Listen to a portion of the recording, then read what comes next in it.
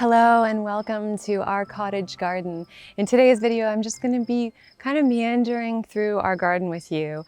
Right now, I'm standing in the first part of the garden that we created several years ago, and this is sort of the beginning of our cottage garden here.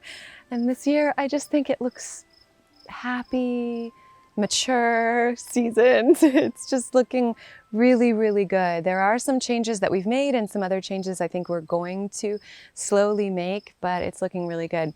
So if you are new here, my name is Anna Fable. We live on the side of a mountain in a zone 5A in New England. And you join me on sort of an overcast, kind of cozy, very moody day.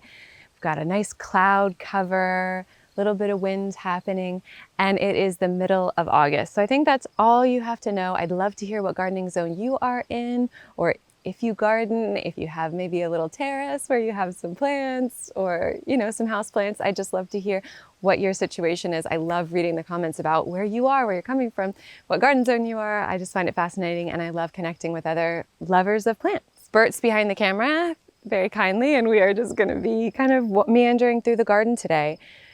So as I said, it's the middle of August and the trees are already starting to turn. We have some trees over there that are already starting to turn golden. And yeah, that's just, how short our growing season is here. Early August, things start to sort of shift into more of that autumnal kind of energy. So if you like those sorts of things, I live in sort of like the autumn capital of this country. So if you're interested in those sorts of things, I think I'm going to try and do a few sort of really cozy autumnal vlogs here. Let me know if that's something you're interested in. But I want to start just by talking about the plain and blue salvia. In the recent top perennials or annuals video for the Northeast, I mentioned this plant, and I think you have a pretty good view of it from your vantage point. It is just spectacular. It's enormous, constantly covered in these beautiful purpley blue plumes of flower. The bumblebees are absolutely covered in it. They sleep inside of the little salvia petals or underneath the leaves. It is just such a magical plant, and I just want to grow it so much next year. I just want to have so many more of these because it's just been such a beautiful staple in our garden. The butterflies, the hummingbirds, the bumblebees, everything just loves these plants, and it makes me really, really happy. It's such a beautiful plant. The foliage is gorgeous, so that is just such a winner. We have a monarch butterfly right in the hyssop behind you, and so I'm sure I'll show you that because having monarch butterflies here is wonderful, and it's been kind of bouncing back and forth between the hyssop and the plain and blue salvia. Throughout this border, this time of year, things can start to look a little bit sad. We do clean things up, but as we're kind of moving through. But really, with a cottage style garden, there's not a tremendous amount of work that goes into it. A few of you have asked me how long I spend working in the garden, and I'd say at the beginning of the season, it's quite a while. Maybe we're looking at hours every week, and now. I might come out and sort of weed here and there, do a little bit of deadheading, but we're talking about maybe 20 minutes to an hour a week, maybe. If that. Some weeks we don't even do anything. So it kind of takes care of itself. And if you have that kind of gentle approach to gardening where you're not being so kind of restricted about things and you have this more, a little bit more ease with it, I think that really helps. So gardening doesn't have to take up that much time. It's really catered to what you want here. On this side, we have the beautiful, this is a Rockapolco double impatient, and this is in wisteria, and it is just glorious. Little rosettes of flower, absolutely stunning. I love it so much. It's such a performer. It's so beautiful. I love the pinky lavender lilac-y color of it. And not afflicted with anything. Right now I'm kind of cleaning it up a little bit, but really the petals die back really well. So you never feel like you have to come out here and do anything to it Such a nice plant. This is the autumn joy sedums that we replaced the phlox that we had here, and they're looking really, really good, just about to start opening. So they're the first of our sedums that are opening, and we have this repeated all throughout the border, and I think I actually might add a few more. Oh, we got some thunder there. This is a really beautiful angelonia, and it's not the steel blue. I can't remember what that one is, but it's a bicolor, white and purple. Very, very pretty. We have our sedums here, these beautiful stone crops that are starting to bloom. This is these ones don't bloom for terribly long. The bees love them. As you can see, we have a little bee on there. So cute with those little orange haunches. These are just beautiful little star-shaped clusters of flowers, soft pink, and then just tipped with like a deeper blush. Very, very pretty, kind of similar to my little combination here, like pinafore dress combination. It's very, very pretty, and these little mounds of pink I think look really clean and tidy in the border. Our Dusty Miller is looking really, really nice. Some of our Nepeta is looking a little bit sad, so I'll have to kind of investigate what's going on there. But yeah. Over here we have some foxgloves that are starting to bloom, and some salvia. This colius here is looking gorgeous. That's the Golden Dreams colius. And yeah, you know, we don't spray in the garden, so we have things that munch, you know, but that's kind of part of the joy of it, is just sharing the garden. And even though we don't do anything to kind of deter other animals from coming into our garden, you can still have a really beautiful, really full garden, even though you're sharing it with nature. So here we have my favorite geranium. This is the Spessart, and it just looks gorgeous. Beautiful scent on those leaves. The Burgundy Glow Ajuga there is looking great, the bugleweed. This Brawalia, oh my gosh. I mean, look how huge these are. They're just so cute little clusters. And we paired it with this Brawalia. This is the Endless Illumination Brawalia.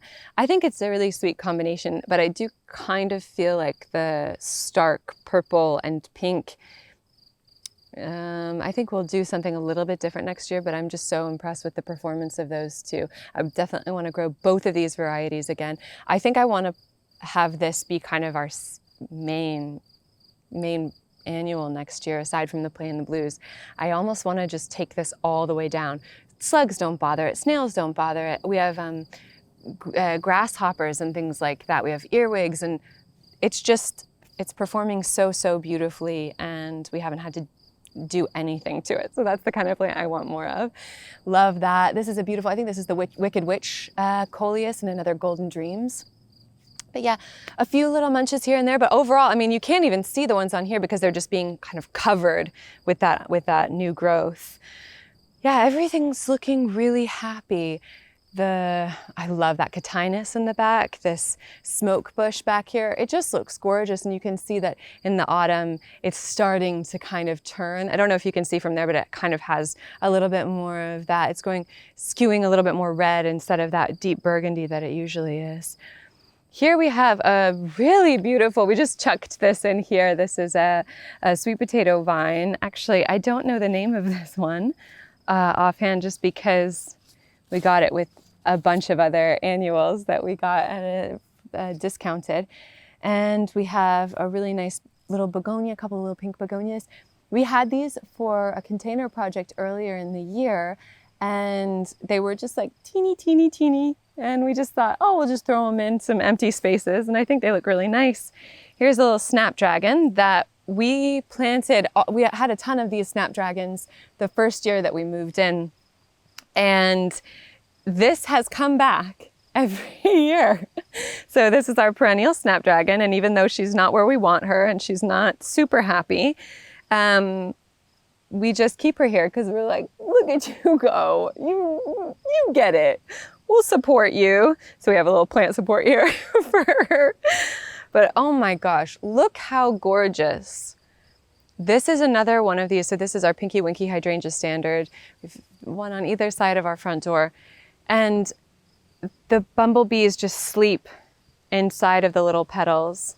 So you'll just come and look underneath, and they'll just almost be using the petals as like a little tent. It's just so precious. They absolutely love them. They're covered all over them, and it's just so, so nice. I love the bumblebees. They're little fairies in our garden. But yeah, beautiful, beautiful. All the bees, the wasps, everything you can see, like wasp, yellow jacket, honeybee, bumblebee, hoverflies, all kinds of little friends. I don't want to disturb them, but it's just beautiful. And I just love the structure that it provides. I love this soft kiss of pink on the petals, and that it's this beautiful ombre effect on those panicles. Gorgeous. So Pinky Winky Hydrangea Standard, highly recommend. In season, the stems are reddish colored. They die back in the winter time, but they're red in season, and they're just really glorious. On either side of the door, I decided to do a Dichondra Silver Falls, and Bert was just commenting how much he loves that combination. So the Dichondra just sort of flows out. I just put one plant in there in either of the hanging baskets, and I think he's right. That color combination of the soft blue, he was like, "Oh, I wasn't sure about that at first," which he didn't tell me that he wasn't sure about it at the beginning. So I like that he only told me once he knew he liked it. But yeah, I do think that color combination is really beautiful. That pink and the soft blue. Such a pretty, Silver Falls is such a beautiful way to describe that as well. It's sort of perfect. And then we have this one over here. I also just sort of love this whole situ. Like, this is so nice to me. I love all of these really gorgeous Sun-Patiens. This is the Sun-Patien compact lilac, I think. Such a stunner, such a happy plant, really gorgeous. I think this is like red candy, or it's got a name, some sort of something like that, but that's a different color. We weren't sure of the color when we planted it. But I just love how that's just like a little skirt around those. And then our beautiful astilbe, they're going over. I wanted to get a tour in when they were in their full glory, when they were purple kind of all throughout, but it still has that beautiful impact, and it mirrors the panicles on the hydrangea. I think that's kind of a winning combination. This is one of those little garden moments that I'm proud of, with the bird bath, all the shade lovers, little fern, and these back here. I think it looks really peaceful and nice. So yeah, we have some other stuff over here that's looking good. You know what? Our hostas have been totally fine. They haven't been touched at all by the slugs. So I think all of your like happy wishes for us really panned out, because they're being totally left alone, which makes me really happy, because this is just ginormous and stunning and yeah, really beautiful. Let me get this it's got some crusties, just like an old blossom stuck to it. All of our phlox, we've talked about this. This is like a wild phlox, but see how it's got powdery mildew all over it. I should have cut that back, but yeah, in this area, this is sort of our shade garden, and yeah, just very, very peaceful space. The colius here is looking beautiful. The Shanghai that we transplanted, this is probably one of my favorites. I really hope that this makes it through the winter. Sometimes we struggle with heucheras here in this area. People at the garden center and the garden clubs here call it euchera, but it's they don't come back terribly well for us. So I'm really hoping that shifts and we're able to get this one, because we've had a few that have come back. But yeah, that's a really beautiful one. I love the deep purple underneath the leaves, and then that silvery foliage with that deep purple veining. Just so pretty. And it has been repeat flowering, which is really nice. Throwing up these beautiful plumes of white flowers. Really nice. Sort of pink buds and then white flowers. Over here we have a little arrangement of heucheras that's looking happy, with some more impatiens and things like that.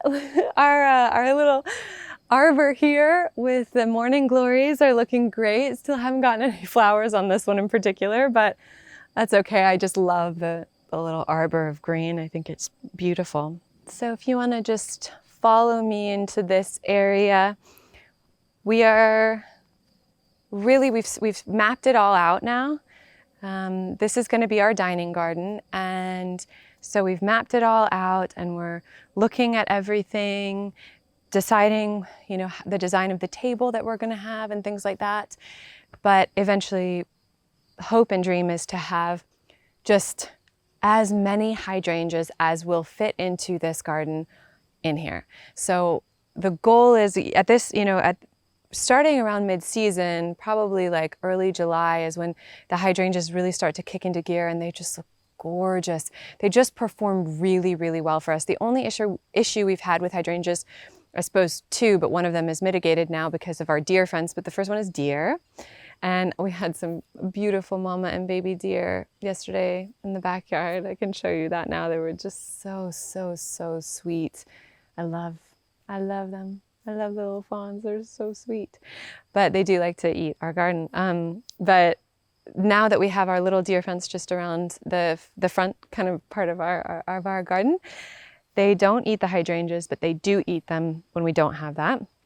The other one was like these little caterpillar, like little wormy bugs that made almost like little tents inside of our hydrangea, our Invincible lace cap, just creating these little pockets of 2 leaves, sewn them together. I mean, it was quite impressive actually that this little thing could do that.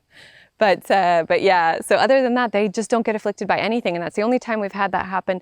And it still looks beautiful. It bloomed beautifully and it was amazing. Huge pollinator attractor. So I want more hydrangeas all throughout the garden. They are incredible. They're just so pretty and I want more of them. And I just thought that would be so lovely just to have, you're sitting here having, you know, breakfast or lunch or dinner with like surrounded by beautiful blooms. And if you're having a dinner out here, a friend of mine got a really beautiful lantern for us. And so having that gorgeous lantern and, you know, then being surrounded by all of those blooms. White is the last color that you see at night. So it's sort of the last color that your eyes are able to detect. So being surrounded by all those beautiful white blooms, I think would be top notch here. So I am really excited to get that going, but it's a process. Here we have our containers that we did earlier in the year, and I think they're looking beautiful. This particular impatient is just gorgeous. It's a very soft purple that I love. This area is probably getting munched a little bit more than some of the others, but that's okay. And yeah, I just am excited to kind of make this a really intentional space. And I know you're probably tired of me saying that about this space, but I think it's coming together. So there we go. That's all we'll say about that. And now I want to just show you the front garden. Hopefully we can see the monarch and maybe the hummingbirds. Let's go take a look. Cut back the daisies, and we added a few things. This was a really pretty pink geranium with a smaller leaf. I thought that might be sort of fun to see what that looks like because it's a similar color to those sunpatiens, the lilac sunpatiens. So just having that on that side might be really nice, I thought. Yeah, things are looking... Oh, there's the hummingbird. Hi. So we have 3 of them now that are here all the time, and there's a baby hummingbird. And she comes straight up to me every morning, just right up to me when I come out onto the porch every morning. She just comes straight up and like super curious, very, very sweet, little cutie pie. So I don't know if you can see, but the monarch butterfly just landed on the hyssop. And I think this combination here of the hyssop and that's a limelight prime hydrangea is just such a gorgeous combination. The hyssops here, especially this purple one, this warm purple, the hummingbirds really, really love that. They must just be really drawn to the purple because in particular, they love this one and they love this deep, rockin' deep purple salvia. This is their favorite thing on our property the last 2 years running. So, but yeah, the monarch, it's so nice to have it there. I have been sort of secretly planting up my place for the butterflies that I've told you I wanted to plant up. So I planted up an echinacea and a milkweed and a few other things up there by the lilacs, which the butterflies love as well. But it just doesn't, it's a baby garden, so it doesn't look super exciting. So that's why I haven't shown you an update on that area yet. But I'm really hoping that comes together because having them here is fantastic. And they, she just went over to the buddleia right now, the butterfly bush. So hoping that that area can really become a place for the butterflies, because how magical are butterflies, like, and moths and all of it. It's just so exciting. But yeah, I think this area is looking a lot tidier. You know, we came through and did some tidying up, which is much needed in this space because of the foxgloves had gone over and things like that. But we have some really nice things. We have a perennial mum there, and that's a really beautiful purple, so that'll take over that color of the hyssop, and that'll go well into the autumn, which is really nice. The geums were looking really scraggly, and then I came in and kind of cut off the top layers, and there were just this little knuckles underneath that bigger layer, and now they've fully come out and they look gorgeous. We have a few annuals in here. The rose here is looking really good. At first I was just thinking, oh no, you know, it's been totally eaten by the budworms and things like that. But we do have a few flowers. I can see it better on this side, so maybe you can come over here and take a look at that later. Our spruce is looking great. Look at this. Look at this little beauty, big beauty. She is really going to town. I love it. I think that's so magical. The Bordeaux, Supertunia Bordeaux, is looking okay. So she's looking okay. I think it looks nice just to have some nice blooms up here. This clematis that we transplanted doesn't look great, and we cut back some of the hollyhocks and foxgloves and things like that, but they started to look a little rocky. Get like bubbled with something. I'm like, that's not looking cute. Let's see. Oh, maybe we can switch places so I can show you this really beautiful little alley of colius. And yeah, I don't know if I've shown you the morning glories, because it's not really morning anymore, are kind of going over, but this is the beautiful colors on them. So we have this beautiful pink. Oh, there's so many ladybugs. Nice. But that beautiful pink in there. And in the morning, they're just really kind of covered in these. And then this beautiful purple. Let's see if I can find one of the purples there. They're still starting to go over, but. So it's like a purple with a really beautiful, almost a red veining. Let me see. I'm actually going to pick this one just so I can show you. Isn't that pretty? So it's a little trumpet of purple with this gleaming red in the center. So vibrant. It just looks, yeah, just gleaming from within. So pretty. You have a spider. Let me just help him. Oh, he doesn't want to leave. Oh, he built a whole web on. Oh, did he? Hold on, let me get him. Been watching him. Oh, goodness. There we go. Thank you. But yeah, those are really sweet. I love that. And then here's a hyssop that we transplanted from our little mailbox bed, we call it. Just the bed up that we created around the mailbox. Soft purple. It's a really pretty color, and it pairs nicely with the Nepeta, very similar blooms. More white snapdragons, but look at this colius. I love this, and I want to do this all throughout the borders next year because I think that's so beautiful. I love the broad heart-shaped leaves. I love the structure of it, how they kind of alternate. It just looks so clean and beautiful, and really a striking look in the garden, and paired against all of that green. I think it's really beautiful. Everything over here is looking pretty good. The impatiens aren't flowering as much as the wisteria impatiens are, and I think that could just, they don't get hardly any sun. Like the little sun that they would get is being shaded out by the colius and things. But we have a gorgeous Wizard of Oz Dahlia in here. And it's small, and you can see some slug trails on it, but you know, it's okay. It's okay. Lots of buds, so that's good. There's another Dahlia here, but that one is looking rough with a capital R. Look at that. It just, I mean, are you alive? He just looks like he's having a tough day. Here's a pink dinner plate. Really beautiful. And this is open, so the pollinators love that, and the bees, the bumblebees, all of them sleep inside of here. really sweet. Planted another hyssop there. As you can see, we're planting a lot for the hummingbirds. We really want them to feel comfortable and safe here. And next year, I think I really want to plant a bunch of the, those, there he's back on the rock and deep purple salvia. I want to plant a bunch of those rock and deep purple salvia just so that we can have as many hummingbirds as possible and just give them an opportunity to eat their favorite things. Because they just love that deep purple salvia. So they cannot get enough of it. They like the verbenas as well. They're really nice. Let's see, maybe we can come around and I can show you the front of the garden. We have things like, you know, this big interrupted fern that we transplanted from the property. Our prairie fire crab apple is looking pretty good. We have some tiny, tiny little crab apples on there. I don't even think you could call them that. The astilbes are doing okay over here. The bumblebees love those, which is really nice. Our rose arbor is doing really well.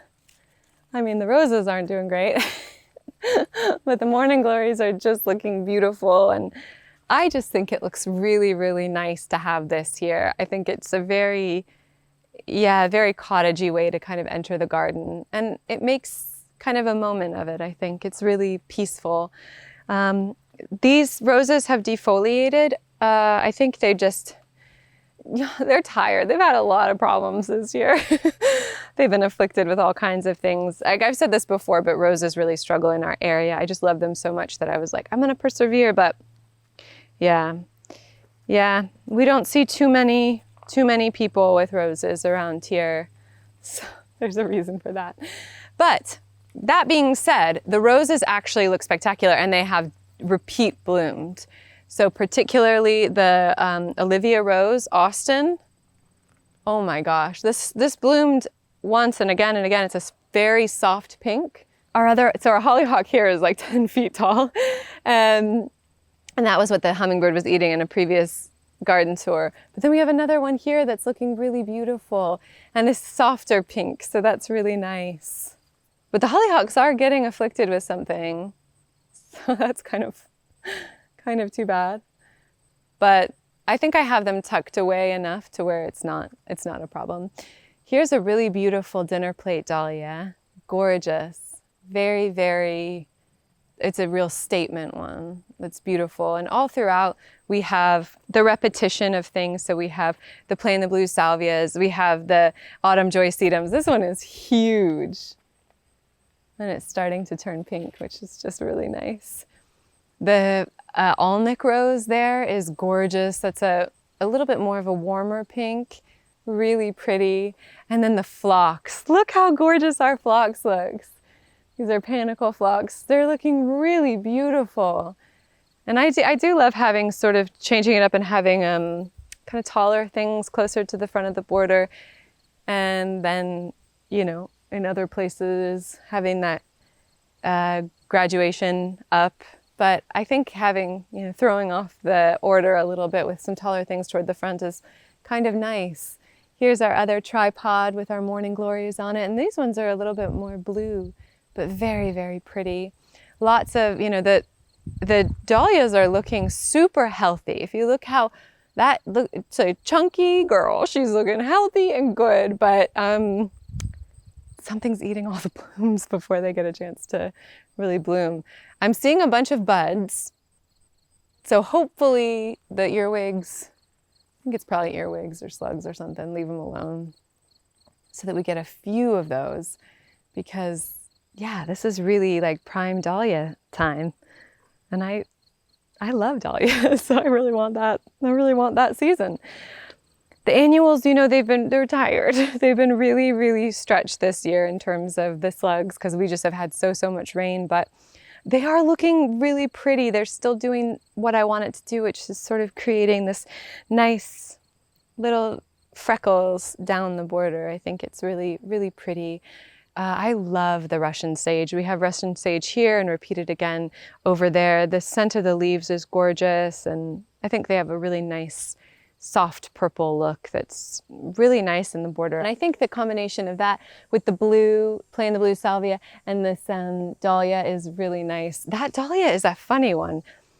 The the main bloom there, it's broken off and has like 5 dahlia pups kind of coming off of it. I don't know if you can see that. There's the main flower that has died back, and now there are, how many? Like one back there, 2, 3, 4. Can you see that? Yeah, it's a strange one. In the back of the border, we're gonna still plant some shrubs back there. The cosmos that we planted is looking really healthy and really strong and not blooming at all, so that's a thing. Our Thomas Edison dahlias are blooming and they look beautiful. Really the main ones that have been blooming for us have been the Wizard of Oz, the Thomas Edison, and the dinner plates. The Edinburghs were blooming a lot at the beginning of the season, and now they've kind of petered out a little bit, which is too bad. Yeah, the purple kale is looking so good. I love that color. It's just doing exactly what I wanted it to do, which is just sort of creating that purple structure in there. And yeah, it adds nice depth to our cottage borders. The lamb's ear, oh my gosh, look at how ginormous that is. Look how huge and beautiful. We have, one of you were telling me that's like a katydid, and then this huge guy here has been eating our iris. That's the first time that's happened. All right, well, I think that's pretty much it for this tour. I just wanted to walk around and show you how it's looking. Everything looks full and, if a little bit tired, but just happy. Things look pretty happy right now, which is really, really nice. And yeah, if this is an encouragement of anything, maybe to hold off on the sprays, I guess, and just see what happens. A sort of a gentle approach to things can be really, really nice, and you can still have a beautiful garden, I think. So yeah, let me know how your gardening year is turning out. Let me know if you've been struggling with things or what those things might be. And I hope to see you again very, very soon. I will. We've been trying to upload twice a week, so I'll see you again very soon. And like if you like, subscribe if you're not already. That really helps us out. And yeah, we're a new channel. We're hoping to continue making these videos. So I think the sun has come out and I think we're gonna go enjoy this, maybe go to the lake or something. Okay, take care.